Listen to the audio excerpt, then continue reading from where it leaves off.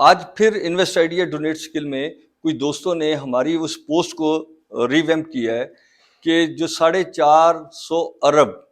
Rupees جو ہیں وہ بے نظیر انکم سپورٹ فنڈ کے لیے رکھے گئے ہیں، جو پاورٹی سے نیچے لوگ ہیں ان کی مدد کے لیے، اور یہ پورے سال میں دیے جائیں گے۔ اور بزنس میں پرنسپل یہ ہوتا ہے کہ ہم ٹرانزیکشنز کرتے ہیں اور اس ٹرانزیکشن سے بھی پیسہ بنتا ہے۔ تو یہ 450 ارب جو ہے، اگر ہم یہ انڈسٹری کی طرف لے جائیں اور لوگوں کو کریڈیبل فیسیلیٹیشن کی طرف لے جائیں تو وہ 70 سے 80% خود کمائیں گے، اور 30% اگر گورنمنٹ کو ضرورت پڑے گی تو کسی کو سپورٹ کر دے گی، یا اپنی گڈ گورننس سے وہ دے سکتی ہے کہ لوگوں کو ناجائز بل نہ آئیں، لوگوں کے جو لائن ورک ہے اس کو اچھا کیا جائے، جو ٹرانسپورٹ ہے اس کو بہتر کیا جائے، تاکہ سب لوگ اپنے گھر سے نکلیں، ریکریشن کریں، اور ریکریشن سے بھی پیسہ بنایا جائے اور لوگوں کو ایکسیپٹ کرنا شروع کریں۔ اسی طرح کچھ لوگ اب بار بار یہ کہہ رہے ہیں کہ بڑی بڑی کمپنیاں جو ہیں وہ پاکستان سے جا رہی ہیں، یا وہ ہے، تو ہم نے ہمیشہ کیوں وہ جانا چاہتی ہیں یا وہ کیوں آنا چاہتی ہیں؟ اس کی وجہ یہ ہے کہ یہ سارا کام گورنمنٹ کنٹرول کرتی ہیں،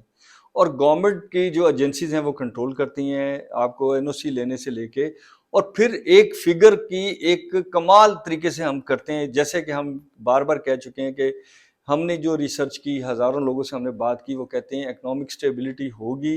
اور سسٹم سٹیبلٹی ہوگی تو پولیٹیکل سٹیبلٹی ہوگی۔ اگر پولیٹیشین اوپر جا کے اربوں روپیہ بنا سکتا ہے تو وہ کسی کا لحاظ نہیں کرے گا، اور اگر سرمایہ دار کسی چور راستے سے نہیں بلکہ ڈیفائنڈ راستے سے ایس آر او لے سکتا ہے، بجلی کا ڈسکاؤنٹ لے سکتا ہے، تو وہ بھی اوپر جانے کے لیے بہت سارے لوگوں کو روندہ ہوا چلا جائے گا۔ ہمیں بار بار یہ دوستوں نے یہ کہا کہ یہی پیسہ اگر ہم انڈسٹری میں لگائیں اور انڈسٹری کو ترقی کی طرف لے کے جائیں تو 450 ارب کا مطلب ہے کہ آپ نے 450 سے زیادہ فیکٹریاں لگائیں۔ 1 ارب کی بھی اگر ایک فیکٹری لگے ایوریجلی تو 450 فیکٹری لگیں گی نہیں، اور اگر فرض کریں ایک فیکٹری بھی 1 سے 2 ہزار لوگوں کو جاب دینے میں کامیاب ہو جائے ڈائریکٹلی یا انڈائریکٹلی، جس میں بہت سارے فیکٹر اور ہوتے ہیں، تو آپ کے کتنے پروفیشنل لوگ کھپائے جائیں گے، کتنے زیادہ۔ میں اس میں ایک مثال دیتا ہوں کہ چائنا کی، ہم بڑا فالو کرتے ہیں چیزوں کو، چائنا کی مثال لے لیں۔